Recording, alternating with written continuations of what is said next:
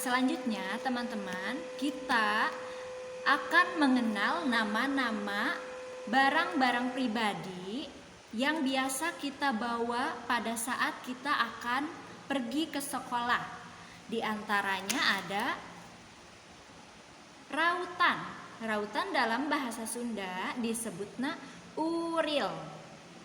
Uril.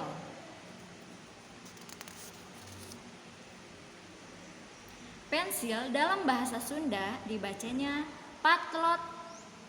Patlot.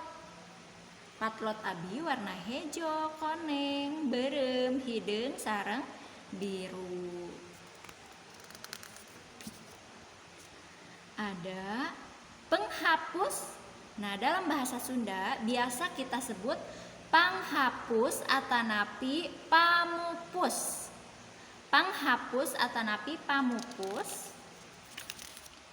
Aya buku dalam bahasa Sunda sama, yaitu buku. Tempat pensil dalam bahasa Sunda biasanya disebut wadah patlot. Wadah patlot. Pulpen sama, pulpen juga. Nah, ini ada gambar penggaris.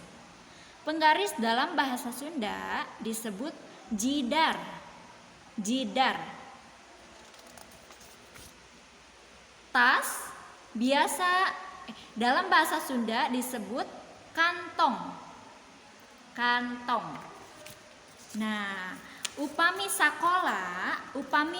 kalau sekolah dalam bahasa Sunda yaitu sakola. Bedanya e dan a. Sekolah dibacana sakola. Meja. Di sekolah biasanya ada meja ya. Meja tetap sama, yaitu meja. Kursi dalam bahasa Sunda yaitu korsi. Nah, itulah tadi nama-nama benda yang biasa kita bawa pada saat kita mau pergi ke sekolah. Terima kasih teman-teman. Wassalamualaikum warahmatullahi wabarakatuh.